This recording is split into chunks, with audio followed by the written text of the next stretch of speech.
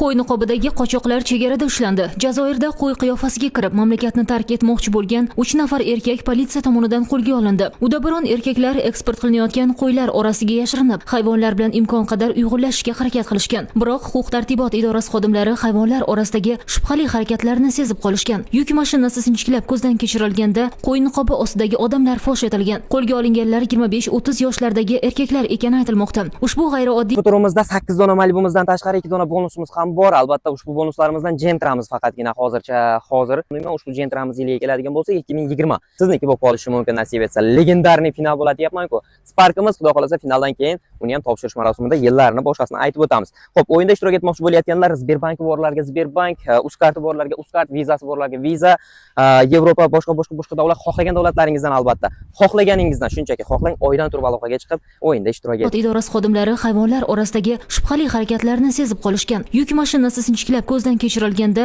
qo'y niqobi ostidagi odamlar fosh etilgan. Qo'lga olinganlar 25-30 yoshlardagi erkaklar ekani aytilmoqda. Ushbu g'ayrioddiy va yuqori tavakkalchilikka asoslangan voqea nafaqat mahalliy, balki xorij matbuoti e'tiborini ham o'ziga tortdi.